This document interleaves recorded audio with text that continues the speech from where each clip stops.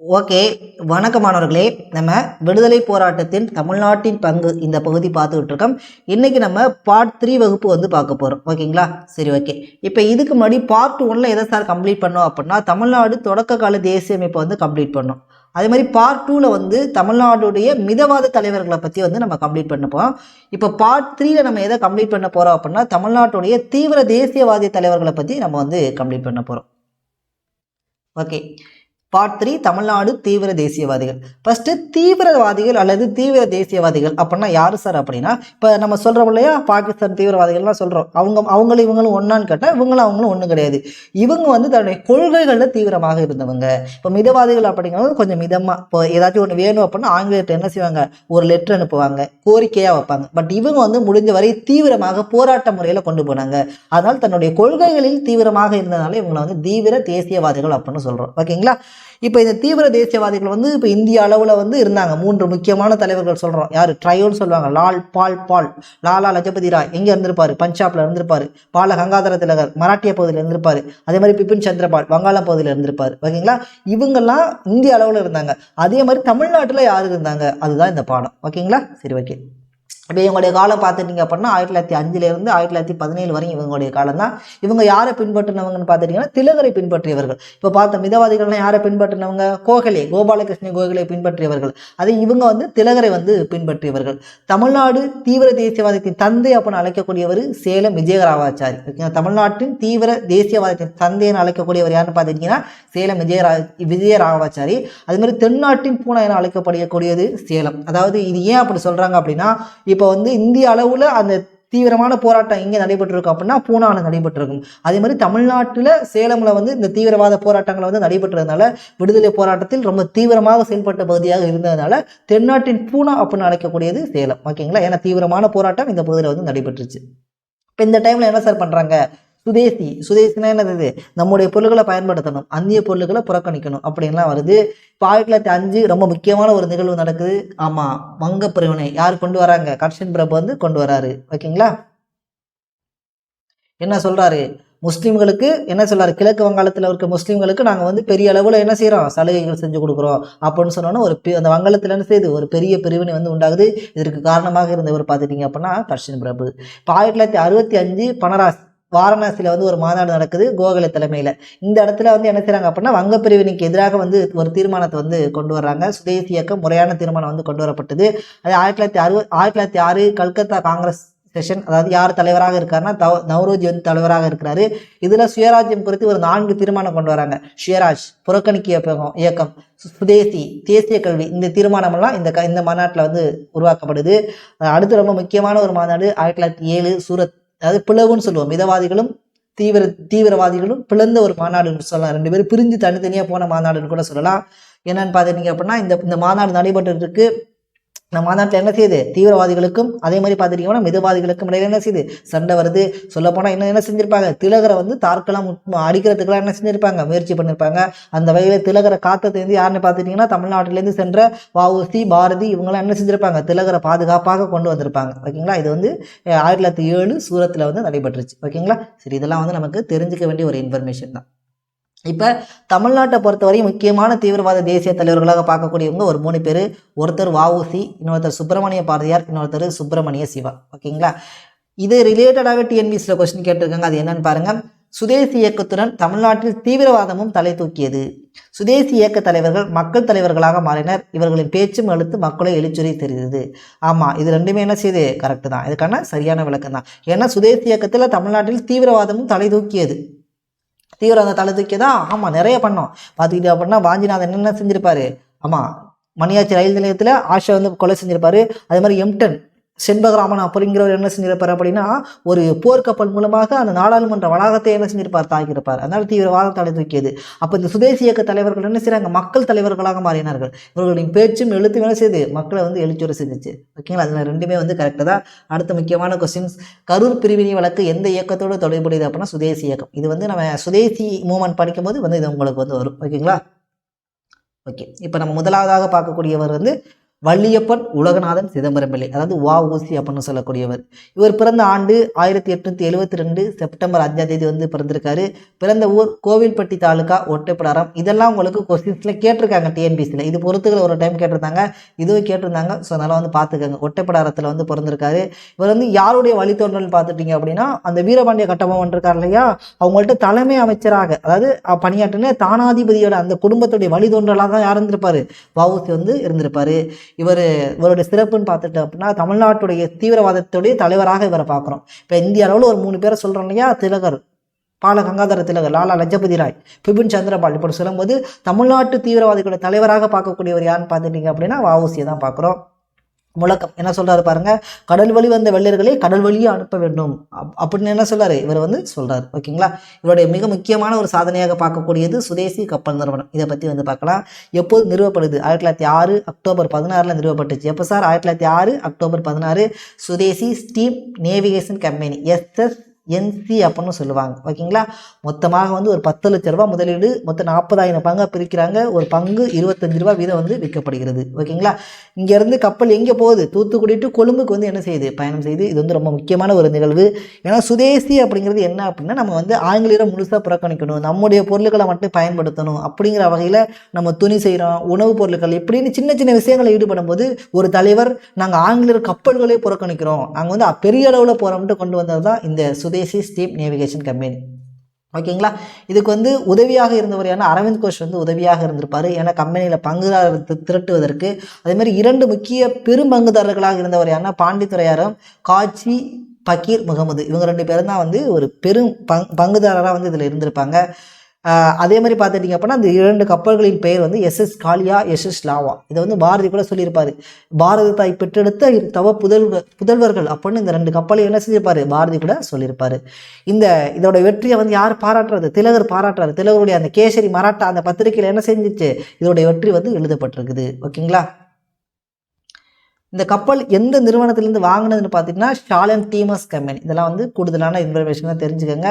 பாரதி என்ன கூறினார் அந்த கப்பலை பற்றி அப்படின்னா, பாரதாவை பெற்றெடுத்த 2 தவ புதல்வர்கள் அப்படின்னு இந்த கப்பலை வந்து சொல்கிறார். ஓகேங்களா. இப்போ வ.உ.சியோடைய இது வந்து வ.உ.சியோடைய பாசிட்டிவ் மூமெண்ட்னு சொல்லலாம். பாசிட்டிவாக வ.உ.சி வந்து செய்யும்போது இதான் ஒரு கப்பல் நிறுவனத்தை வந்து தொடங்கி வெற்றிகரமாக வந்து கொண்டு போயிட்டு இருக்காரு. இப்போ வ.உ.சி வந்து கைது செய்யப்படுறாரு. ஏன் கைது செய்யப்படுறாரு, இப்போ பிபின் சந்திரபால் வந்து கைது பண்ணிட்டு என்ன செஞ்சிருப்பாங்க அப்படின்னா விடுதலை பண்ணியிருப்பாங்க. ஓகேங்களா. அந்த விடுதலை தினத்தை வந்து என்ன செஞ்சிருப்பாரு அப்படின்னா, இவங்க பிபின் சந்திரபால் வ.உ.சி, சுப்பிரமணிய சிவா இவங்கெல்லாம் என்ன செஞ்சிருப்பாங்க அப்படின்னா ஒரு சுதேசி தினமாக, ஒரு விடுதலை தினமாக கொண்டாடணும் முடிவு பண்ணியிருப்பாங்க. ஓகேங்களா. இதுதான் அவங்க கைதுக்கு வந்து ரொம்ப முக்கியமான காரணம். இப்போ 1907 இந்த காலகட்டத்தில் வந்து பிபின் சந்திரபாலை என்ன செஞ்சிருப்பாங்க, சென்னைக்கு அழைச்சி சென்னை மெரினா கடற்கரையில் வந்து உரையாற்ற வச்சிருப்பாங்க. இவருடைய உரை வந்து மாணவர்கள்ட்டையும் இளைஞர்கள்ட்டையும் பெருமளவு வந்து என்ன செஞ்சிச்சு அப்படின்னா இவர்களை நோக்கி, விடுதலை நோக்கி என்ன செஞ்சிச்சு, அவருடைய உரை வந்து கொண்டு வந்துச்சு. திருநெல்வேலி எழுச்சி இதுதான் வந்து ரொம்ப முக்கியமானது. 1907 மார்ச் 9 பிபின் சந்திரபால் வந்து விடுதலை ஆகிறாரு. ஒரு 6 மாதம் கழிச்சு இதை வந்து விடுதலை தினமாக திருநெல்வேலியில் கொண்டாடணும், சுதேசி தினமாக கொண்டாடணும்னு முடிவு பண்ணுறாங்க. யார், சுப்பிரமணிய சிவா, வ.உ.சி இவங்கெல்லாம் சேர்ந்து தொழிலாளர்கள்லாம் அணி திரட்டுறாங்க. ஆனால் இதுக்கு என்ன செய்கிறாங்க, ஆங்கில அரசு வந்து தடை செய்யுது. ஓகேங்களா. அந்த தடையை மீறி இவங்க வந்து கொண்டாடுவாங்க. அதற்காக தான் இவங்க வந்து கைது செய்யப்படுவாங்க. அடுத்து இவங்களுடைய முக்கியமான சாதனையாக பார்க்கக்கூடியது 1908 மார்ச்சில் கோரல் அந்த பவள நூற்பாலை வேலை நிறுத்தத்துக்கு வந்து தலைமையாக யார் இருந்திருப்பான்னு பார்த்தீங்கன்னா சுப்பிரமணிய சிவா இருந்திருப்பார். இவருக்கு உதவியாக யார் இருந்திருப்பான்னு பார்த்துட்டிங்கன்னா வ.உ.சி வந்து இருந்திருப்பார். அதே மாதிரி இந்த பிபின் சந்திரபால் தினத்தை வந்து விடுதலை தினமாக இவங்க கொண்டாடணும் முடிவு பண்ணாங்க இல்லையா, இதுக்கு வந்து அரசு மறுத்து இருக்கும். ஓகேங்களா. அதையும் மீறி இவங்க வந்து என்ன செஞ்சிருப்பாங்க அப்படின்னா கூட்டம் கூட்டியிருப்பாங்க. அதுக்காக வந்து இவங்க வந்து கைது செய்யப்படுறாங்க. 1908 மார்ச் 12 அரசுக்கு எதிராக இவங்க வந்து செஞ்சாங்க. அரசுடைய வலியுறுத்தலை மீறி இவங்க செஞ்சாங்க அப்படிங்கிறதுக்காக யார், வ.உ.சியும் சுப்பிரமணிய சிவாவும் வந்து கைது செய்யப்படுறாங்க. கைது செஞ்ச உடனே தீர்ப்பு வருது. பெண்கே சொல்றாரு, நீதிபதி பெண்கியோட தீர்ப்பு என்ன வருது, 1908 ஜூலை 7 வந்து வருது. அந்த தீர்ப்பில் சுப்பிரமணிய சிவாவுக்கு அரசுக்கு எதிராக பேசியதற்காக 10 ஆண்டு சிறையும், வ.உ.சிக்கு வந்து இரட்டை ஆயுள் தண்டனையும் கொடுக்குறாங்க. ஏன்னா வ.உ.சியை பற்றி நல்லா தெரிஞ்சிருந்திருக்காங்க. எவ்வளோ பெரிய ஒரு சாதனை பண்ணியிருப்பாரு. ஒரு தனி மனிதனாக ஒரு ஒரு கம்பெனி ஒரு பிரிட்டிஷ் நம்மளை ஆட்சி செஞ்சுட்டு இருக்கு, அவங்களுக்கு ஆப்பனண்டாக கப்பல் விட்டுக்கிட்டு இருந்தாருன்னா அப்போ அவருக்கு என்ன தண்டனை பாருங்கள், இரட்டை ஆயுள் தண்டனை. 40 ஆண்டு வந்து என்ன செய்கிறாங்க, சிறை கொடுக்குறாங்க. கோவை சிறையில் கொடுமைப்படுத்தப்படுகிறாரு. கேரள மாநிலம் கண்ணனூர் சிறை மலைச்சட்டி தூக்குறாரு, செக்கிழுத்தல் இதெல்லாம் இங்கே தான் நடக்குது. கல் உடைச்சிருக்காரு. ஓகேங்களா. இது பெரிய ஒரு என்ன செஞ்சிருக்கு, ஒரு பெரிய ஒரு வாழ்க்கையில் இந்த இடத்துக்கு வந்து இவர் இவ்வளவு கஷ்டப்படணும் அப்படிங்கிற ஒரு அவசியம் கிடையாது. வஉசி பிறக்கும் போதே ஒரு நல்ல குடும்பத்தில் பிறந்தவர். இருந்தாலும் ஒரு விடுதலைக்காக எவ்வளவு போராடி இருக்கார் அப்படிங்கிறத நீங்கள் பாருங்க. ஓகேங்களா. மலைச்சட்டி தூக்கியிருப்பார் இவர். ஓகேங்களா. அது மாதிரி செக்கெழுத்து இருப்பார். இதெல்லாம் வந்து ரொம்ப முக்கியமானது. இப்போ வஉசியையும் இவரையும் கைது பண்ணிட்டாங்க இல்லையா, பிபின் சந்திர சுப்பிரமணிய சிவாவையும். ஏன்னா இவங்க இதுக்கு முன்னாடி வந்து அந்த கோரல் நூற்பாலை வேலை நிறுத்தத்தில் தொழிலாளிகளுக்காக போராடி வெற்றி பெற்றிருப்பாங்க. ஸோ தொழிலாளிகளுக்கு மேலே தொழிலாளிகளுக்கு இவங்க மேலே வந்து ஒரு பெரிய வந்து ஒரு மரியாதை இருக்குது. ஸோ அதனால் இவங்க கைது எதிர்த்து என்ன செய்கிறாங்க, போராட்டம் நடத்துகிறாங்க. எங்கே நடத்துகிறாங்கன்னா திருநெல்வேலியில் கலவரம் ஏற்படுது. அங்கே வந்து காவல் நீதி நகராட்சி துறைகள்லாம் அடித்து நொறுக்கிட்டு தீ வைக்கிறாங்க. அதில் ஒரு 4 நபர்கள் வந்து பலியாகிடுறாங்க. ஓகேங்களா. இதுதான் வந்து இந்த தண்டனைக்கு வந்து ரொம்ப அதிகமாக போனதுக்கு காரணமே வந்து இதுதான். ஓகேங்களா. இப்போ இதுக்கப்புறம் என்ன செய்வார் அப்படின்னா, இந்த டைமில் வந்து பாரதி என்ன செஞ்சிருப்பாருன்னா சிறையை தவிர்க்கிறதுக்காக பாண்டிச்சேரி வந்து சென்றிருப்பார். அதுமாதிரி அரவிந்த் கோஷ் பார்ப்போம். ஓகேங்களா. அவரும் வந்து என்ன செஞ்சிருப்பாருன்னா தொடக்கத்தில் வந்து ஒரு தீவிரவாதியாக இருந்து பின்னாளில் வந்து ஒரு மிதவாதியாக மாறியவர் யாருன்னா அரவிந்த் கோஷ். இவர் வந்து பாண்டிச்சேரியில் தான் வந்து இருந்திருப்பார். இவர் அதே மாதிரி வந்து பார்த்துட்டிங்க அப்படின்னா வஉசி தொடங்கி ஒரு முக்கியமான ஒரு அமைப்புனா 1908 ஜனவரி 11 சென்னை ஜனசங்கம் அப்படிங்கிறத வந்து கொண்டாடியிருப்பார், தொடங்கியிருப்பார். இதுக்கு தலைவராக வஉசி வந்து இருந்திருப்பார். இதோட நோக்கம் என்ன, சென்னை ஜனசங்கத்தோட நோக்கமாக என்ன இருந்துச்சு அப்படின்னா சுதேசி இயக்க கருத்துக்களை வந்து முன்னெடுத்து வைக்கணும். இதுதான் வந்து இந்த அமைப்போட நோக்கமாக வந்து இருந்துச்சு. வஉசி பற்றின மற்ற தகவல்கள் பார்க்கணும் அப்படின்னா இவருடைய பத்திரிகையை பார்க்கணும். பத்திரிகை பார்த்தோம் அப்படின்னா விவேகபானு, இந்து நேசன், இதெல்லாம் இவருடைய பத்திரிகை. அதேமாதிரி நூல்கள் பார்த்துட்டிங்கன்னா மெய்யறிவு, மெய்யறம், இதெல்லாம் வந்து தமிழ் புத்தகத்தில் கொடுத்துருக்காங்க. இவருடைய சிறப்பு பெயர் பார்க்குறோம். தென்னாட்டின் திலகர் தொண்டர், செக்கெழுத்த செம்மல், கப்பலோட்டிய தமிழன் அப்படிலாம் வந்து இவர் வந்து அழைக்கப்படுறாரு. அதே மாதிரி இவருடைய இந்த வந்து தியாக திருநாளாக வந்து தமிழக அரசு வந்து கொண்டாடிக்கிட்டு வருது. ஓகேங்களா. இதெல்லாம் வந்து வஉசியை பற்றி நம்ம பார்க்க வேண்டிய முக்கியமான ஒன்று. ஓகே. வஉசி பொறுத்தவரை ரொம்ப முக்கியமானது. தமிழ்நாடு மிதவாத தலைவராக இருந்தவர் இவர் தான். பிறந்த ஊர் தூத்துக்குடியில் ஒட்டப்பிடாரத்தில் வந்து பிறக்கிறாரு. ரொம்ப முக்கியமானது இவருடைய சுதேசி ஸ்டீம் நேவிகேஷன் கம்பெனி தான். கப்பலோடைய 2 கப்பல் பேர் கொண்டு வராரு. காலியா, லாவோ அப்படிங்கிற 2 கப்பல். இதை பற்றி பாரதி என்ன சொல்றாரு, பாரதத்தை பெற்றெடுத்த இது தவ புதல்வர்கள் அப்படின்னு இந்த கப்பலை வந்து சொல்றாரு. இவர் தொடங்கிய அமைப்பு சென்னை ஜனசங்கம் அப்படிங்கிற அமைப்பு வந்து தொடங்குறாரு. எப்போ தொடங்குறாரு, 1908 வந்து தொடங்குறாரு. பவள ஆலை போராட்டத்தை வந்து முன்னெடுத்து வைக்கிறாரு. ஓகேங்களா. இதனால் உருவாகக்கூடியது இவங்க கைதுக்கு அப்புறம் உருவாகக்கூடியதான் நெல்லை கலவரம். அதுக்கப்புறம் இவருடைய சிறப்பு பெயர் பார்த்துட்டிங்க அப்படின்னா தென்னாட்டு திலகர் அழைக்கப்படுகிறாரு. திலகர் தொண்டர், கப்பலோட்டிய தமிழன், செக்கெழுத்த செம்மல் அப்பெல்லாம் வந்து அழைக்கப்படுகிறாரு. இவருடைய பத்திரிகைகள் பார்த்துட்டிங்கன்னா விவேகவானு, இந்து நேசன், இதெல்லாம் இவருடைய முக்கியமான பத்திரிகையாக வந்து இருக்குது. 2 நூல்கள் மெய்யறிவு, மெய்யறம் அப்படிங்கிற 2 நூல்களையும் வந்து இவர் வந்து எழுதியிருக்காரு. ஓகேங்களா. இதுதான் வந்து வஉசியை பற்றி நம்ம தெரிஞ்சுக்க வேண்டியது. இப்போ அடுத்து பார்க்கக்கூடியது வஉசியோடய சேர்ந்து இவரையும் பார்க்கணும், சுப்பிரமணிய சிவா. ஓகே. அதுக்கு முன்னாடி வஉசியை பற்றின முந்தைய ஆண்டு வினாக்கள் பார்த்துடலாம். தமிழ்நாட்டின் திலகர் என அழைக்கப்படக்கூடியவர் யாருன்னு பார்த்துட்டிங்க அப்படின்னா வஉ சிதம்பரம் பிள்ளை தான். தென்னாட்டின் திலகர்னு கேட்கலாம், தமிழ்நாட்டின் திலகர்னு கேட்கலாம். எல்லாமே வந்து யாரு தான், வஉ சிதம்பரம் பிள்ளை தான். வஉ சிதம்பரம் பிள்ளை சுதேசி நீராவி கப்பல் கழகத்தை எப்போது தொடங்கினார் அப்படின்னா 1906 வந்து அக்டோபர் மாதத்தில் தொடங்கியிருப்பார். சுதேசி நீராவி போக்குவரத்து நிறுவனத்தின் SS காலியோ என்ற கப்பல் டேஸுக்கு விற்கப்பட்டது. ஓகேங்களா. ஒரு சிறைக்கு போயிடுவார் இல்லையா, சிறைக்கு போயிட்டு வந்ததுக்கப்புறம் பார்த்தோம் அப்படின்னா மொத்த பங்குகளும் எங்கே போயிடும், ஆங்கில நிறுவனத்துக்கு விற்கப்பட்டிருக்கும். அதை கொண்டு என்ன செஞ்சிருப்பாரு, அதை பார்த்தோன்னே மனசு நொந்துருவார் இவர். ஓகேங்களா.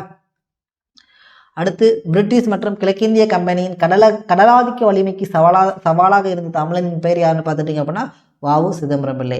சுதேசி கப்பல் நிறுவனத்தை வஉசி நிறுவிய ஆண்டு 1906. வஉ சிதம்பரனார் சுதேசி கப்பல் நிறுவனத்தை நிறுவியதன் நோக்கம் எதற்கு அப்படின்னு பார்த்துட்டிங்க அப்படின்னா கடல் போக்குவரத்தில் பிரிட்டிஷோட ஏகாதிபத்தியத்திற்கு எதிராக ஆங்கிலேயரின் ஏகாதிபத்தியத்திற்கு சவால் விடுக்குவதற்காக இதை வந்து தொடங்கியிருப்பார். ஓகேங்களா. அடுத்து பொறுத்துக்களை பாருங்க. இவருடைய என்ன கேட்டிருக்காங்க அப்படின்னா சுதேசி கப்பல் கம்பெனி அப்படிங்கிறது இவர் தொடங்கினது தான். ஓகேங்களா. அதேமாதிரி தவறான இணையில் பார்த்துட்டோம் அப்படின்னா பாருங்கள், பிறந்த தேதிக்கு படிக்கணுமா அப்படின்னு கேட்டால் ஆமாம் படிக்கணும். இப்போ வந்து வஉ சிதம்பரனார் எப்போ பிறந்திருக்காரு, செப்டம்பர் 5, 1872. சொன்னேன் இல்லையா உங்களுக்கு, செப்டம்பர் 5, 1872ன்னு. அதில் பிறந்த தேதியெல்லாம் பொறுத்துக்களை வந்து கேட்குறாங்க, அதனால் வந்து பார்த்துக்கோங்க. இதுக்கு முன்னாடி ஒரு கொஸ்டின் பார்த்தோம், தமிழ்நாட்டின் திலகர் என அழைக்கப்பட்டவர் வஉசி. அதே மாதிரி தென்னாட்டின் திலகர் என அழைக்கப்படுவக்கூடியவர் யார் தான், வஉசி தான். ஓகேங்களா. அடுத்து தமிழ்நாட்டின் சுதேசி இயக்க தலைவர்கள் பிபின் சந்திரனால் விடுதலை செய்யப்பட்ட அந்த நாளை என்ன தினமாக திருநெல்வேலியில் கொண்டாட திட்டமிட்டனர் அப்படின்னா சுதேசி தினம். ஓகேங்களா. சுவராஜ் டே அப்படின்னு கூட சொல்லலாம். ஓகேங்களா. ஓகே. இப்போ இதுதான் நம்ம வந்து வஉசியை பற்றி பார்த்தது. அடுத்து பார்க்கக்கூடிய முக்கியமான தலைவர் வந்து சுப்பிரமணிய சிவா. இவரை பற்றி சொல்லணும் அப்படின்னா மாபோசி வந்து ஒரு சின்ன வாக்கியம் சொல்லியிருப்பார். அதாவது விடுதலை போராட்டத்தில் சுப்பிரமணிய சிவாவுக்கு நிகரான ஒரு தலைவர் வந்து யாருமே இல்லை, அந்த அளவுக்கு ஈடு இணையற்ற தியாகம் பண்ணவர் அப்படின்னு யார் சொல்லியிருப்பா அப்படின்னா மாபூசி வந்து நம்முடைய சுப்பிரமணிய சிவா பற்றி வந்து சொல்லியிருப்பார். இவர் பிறந்த ஆண்டு 1884 அக்டோபர் 4, பிறந்த இடம் திண்டுக்கல் வத்தலகுண்டில் வந்து பிறந்திருக்காரு. இவர் வந்து தனக்குத்தானே ஒரு பட்டம் சூட்டிக் கொள்கிறாரு. சுதந்திரானந்தா அப்படிங்கிற பட்டத்தை வந்து தனக்குத்தானே சூட்டிக் கொண்டவர் யாருன்னா சுப்பிரமணிய சிவா தான். இவருடைய இதழ் பண்ணி பார்த்துட்டிங்க அப்படின்னா பிரபஞ்சமித்திரன், இந்திய தேசாந்திரி, ஞானபானு, இதெல்லாம் இவருடைய வந்து பத்திரிகைகளாக பார்க்குறோம். இவர் ஒரு ஆசிரமம் நிறுவியிருப்பார். பாப்பாரப்பட்டியில் பாரதி ஆசிரமம் அப்படிங்கிறத வந்து நிறுவியிருப்பார். இவருக்கும் வஉசிக்கு எப்போ சந்திப்பு ஏற்படுதுன்னா, வஉசி வந்து சூரத் மாநாட்டு 1907 போயிட்டு வராரு. போயிட்டு வந்ததுக்கப்புறம் தன்னுடைய அமைப்புக்கு வந்து ஒரு பேச்சாளரை தேடிட்டு இருக்கும்போது தான் இவரை பார்க்குறாரு. ஓகேங்களா. அதுக்கப்புறம் என்ன செய்கிறாங்க, இவரும் வஉசி சேர்ந்து அந்த 1907 பிப்ரவரி மார்ச் காலகட்டத்தில் தூத்துக்குடி கடற்கரையில் பொதுக்கூட்டத்தை போட்டு என்ன செய்கிறாங்க, பேச்சாலே மக்களை வந்து 2 பேரும் என்ன செய்கிறாங்க, ஈர்த்துக்கிட்டு வர்றாங்க. இவர்கள் இருவரும் சேர்ந்து செய்த முக்கியமான ஒரு சாதனை பார்த்துட்டிங்கன்னா கோரல், இந்த பவள நூற்பாலை வேலை நிறுத்தம் எப்போ அப்படின்னா 1908. எதற்காக போராடுறாங்க, தொழிலாளர்களின் அவல நிலையை கண்டு என்ன செய்கிறாங்க, அந்த முதலாளிகளுக்கு எதிராக வந்து என்ன செய்யுது, இந்த போராட்டம் வந்து நடக்குது. தலைமையாக சுப்பிரமணிய சிவா இருக்காரு, உதவியாக வஉசி இருக்காரு. வேலை நிறுத்தம் எப்போது தொடங்குது, 1908 மார்ச் 8 வந்து வேலை நிறுத்தம் தொடங்குது. விளைவு என்ன செய்யுது, முதலாளிகள் தொழிலாளிகளுடைய கோரிக்கையை ஏற்று அவங்களுடைய நிபந்தனைக்கு உட்படுறாங்க. அரவிந்த் கோஷ் வந்து தன்னுடைய பத்திரிகையில வந்து எழுதுறாரு, வந்தே மாதரம் அப்படிங்கிற பத்திரிகையில வந்து இதோடைய வெற்றியை வந்து எழுதுறாரு. ஓகேங்களா. இது வந்து ரொம்ப முக்கியமானது, கோரல் பவள நூற்பாலை வேலை நிறுத்தம். அடுத்து இவருடைய கைது சிறைவாசம் பார்த்துட்டிங்க அப்படின்னா இவரும் அதே தான். அந்த பிபின் சந்திரபால் விடுதலை நாளை என்ன செஞ்சிருப்பார் அப்படின்னா சுதந்திர தினமாக கொண்டாடணும் அப்படின்னு முடிவு பண்ணியிருப்பாரு. இதனால வந்து கைது செய்யப்படுறாங்க. 1908 மார்ச் 9 அரசு அனுமதி மறுத்தத்தையும் மீறி கூட்டம் நடத்துனதுக்காக இவர், வஉசி, சுப்பிரமணிய சிவா, பத்மநாதர் இவரெல்லாம் வந்து கைது செய்யப்படுவாங்க. எப்போ கைது செய்யப்படுறாங்க அப்படின்னா 1908 மார்ச் 12, ஒரு 3 நாளே வந்து கைது செஞ்சிடறாங்க. ஓகேங்களா. இந்த கைதுக்கு அப்புறம் என்ன நடக்குது அப்படின்னா திருநெல்வேலியில் பெரிய கலவரம் ஏற்படுது. நம்ம பார்த்தோம், இதுக்கு முன்னாடி வஉசி பார்க்கும்போது பார்த்தோம், ரெண்டுமே ஒன்று தான். 2 பேரும் ஒரே டைமில் தான் கைது செஞ்சுருப்பாங்க. அந்த கைதுக்கு எதிராக விவசாயிகள் என்ன செய்கிறாங்க, போராட்டம் நடத்துகிறாங்க. ஒரு காவல்துறையை வந்து என்ன செய்கிறாங்க, தீயிட்டு கொளுத்துறாங்க. அதில் ஒரு 4 பேர் பலியாகிறாங்க. இதை கேட்ட உடனே என்ன செய்கிறாரு, பின்கே கோவம் அடைஞ்சு தான் தீர்ப்பு கொடுக்குறாரு. எப்போ 1908 ஜூலை 7 தீர்ப்பு வருது. 2 தீர்ப்பு கொடுக்குறாரு, 2 பேருக்கு தனித்தனியாக. இவரா சிவாவா, நீ வந்து என்ன செஞ்சிருக்க, சுப்பிரமணிய சிவாவுக்கு என்ன செஞ்சிருக்க, நீ வந்து ஆங்கிலருக்கு எதிராக பேசியிருக்க, உனக்கு 10 வருஷம் தண்டனை அப்படின்னு கொடுக்குறாங்க. அதே மாதிரி இவர் வஉசி வந்து அரசை எதிர்த்து குரல் கொடுத்துருக்காரு. அதே மாதிரி பார்த்துட்டிங்க அப்படின்னா அரசுக்கு எதிராகவே ஒரு நிறுவனத்தை தொடங்கியிருக்காரு. அப்படிங்கும்போது இவருக்கு இரட்டை ஆயுள் தண்டனை வந்து கொடுத்துருக்காங்க. ஓகேங்களா. சிறையில் வந்து சுப்பிரமணிய சிவாவுக்கு என்ன செய்யுது அப்படின்னா தொழுந்தை வந்துடுது. ஏன்னா கைதிகளுடைய மலத்தை அள்ள வேண்டிய நிலை வந்துடுது. தொழுந்தை வந்தாலும் அங்கேருந்து என்ன செய்கிறாரு, விடுதலை செய்யப்படுறாரு. விடுதலை செஞ்ச உடனே ரயிலில் போகிறார். ரயிலில் போய்த்து தலைவர்கள் இந்திய அளவில் போகிறாரு, தமிழ்நாடு அளவில் முக்கியமான தலைவர்கள்லாம் போய்த்து சந்தித்து விடுதலை போராட்டத்துக்கு இன்னும் தீவிரப்படுத்துகிறாரு. இதை பார்த்து ஆங்கில அரசு என்ன செய்யுது, இவருக்காகவே என்ன செய்யுது, ஒரு சட்டம் கொண்டு வருது, தொழுநோயாளிகள் ரயில் செய்ய தடை அப்படின்னு இவருக்காக வந்து அந்த சட்டத்தை வந்து கொண்டு வர்றாங்க. அதுக்கப்புறம் என்ன செய்யறாரு, தொழுநோய் பாதித்தாலும் பரவாயில்ல, நடந்தே போறாரு. நடந்தே போயிட்டு என்ன செய்யறாரு, ஆமாம் தலைவர்களை சந்திக்கிறாரு, போராட்டத்துக்கு ஆள்களை வந்து திரட்டுறாரு. இதை பார்த்த மாபோசி என்ன சொல்றாரு, ஈடு இணையற்ற தலைவர், அதாவது சுதந்திர போராட்டத்தில் இவருக்கு இவரே அப்படிங்கிற அளவுக்கு சொல்லியிருக்காரு. அந்த அளவுக்கு தியாகத்தை செஞ்சவர் யாரு, ஆமாம் சுப்பிரமணிய சிவா அப்படின்னு யார் சொல்லியிருக்காரு, மாபோசி வந்து சொல்லியிருக்காரு. ஓகே, இதுதான் வந்து இப்போ நம்ம சுப்பிரமணிய சிவா பற்றி பார்க்க வேண்டியது. ஒரு சின்ன ரிவிஷன் பார்த்தோம்லாம். பிறந்த ஊர் எங்கே பிறக்கிறாரு அப்படின்னா வத்தலகுண்டில் பிறக்கிறாரு. தனக்கு தானே என்ன பட்டத்தை சூட்டிக்கிறாரு அப்படின்னா சுதந்திரானந்தா அப்படிங்கிற பட்டத்தை வந்து சூட்டிக்கொள்கிறாரு.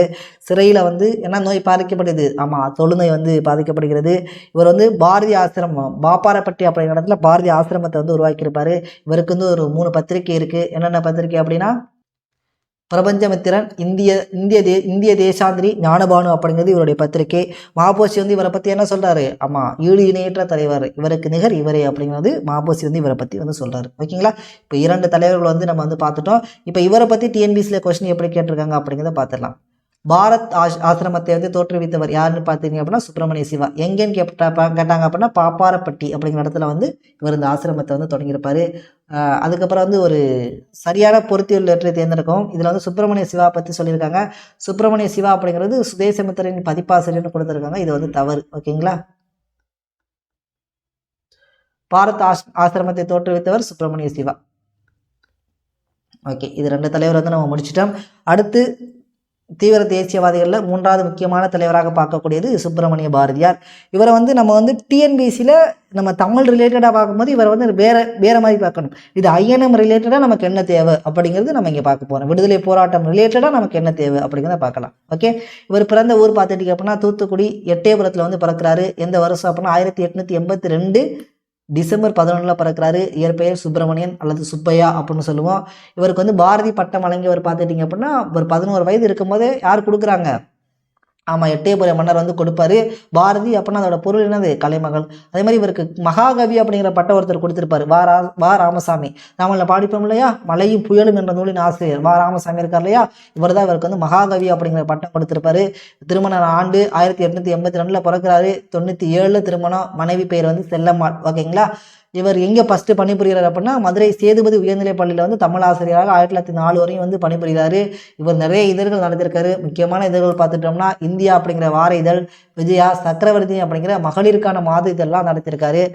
அதே மாதிரி 1904 சுதேசமித்திரன், ஓகேங்களா, தமிழில் தமிழில் வெளிவந்த முதல் தினசரி இதழுடைய துணை ஆசிரியராக வந்து யார் இருந்திருப்பார் அப்படின்னா பாரதியார் வந்து இருந்திருப்பார்.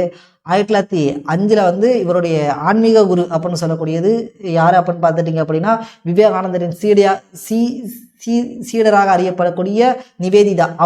இவங்க தான் வந்து யாருன்னு பார்த்துட்டிங்கன்னா பாரதியாருடைய ஆன்மீக குரு, பாரதியாருடைய ஞான குரு அப்படின்னு சொல்லக்கூடியது. இவரை வந்து அவங்கள வந்து எப்போ சந்திக்கிறாரு?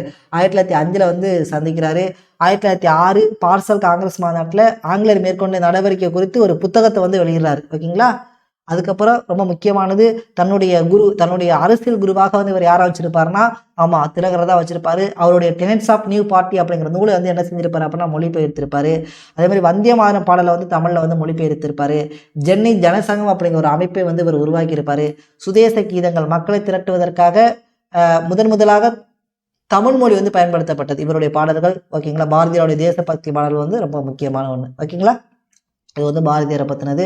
அதே மாதிரி இவர் பாரதியார் பாண்டிச்சேரிக்கு வந்து தப்பு செஞ்சிருப்பாரு. 1907 அந்த சூரத் மாநாட்டுக்கு அப்புறம் என்ன செஞ்சிருப்பாருங்க அப்படின்னா அதே தான் அந்த பிபின் சந்திரபால் சென்னை மெரினா கூட்டம் நடைபெறுது இல்லையா, அப்போ வந்து சுப்பிரமணிய சிவாவையும் வஉசியை கைது செஞ்சுட்டாங்க.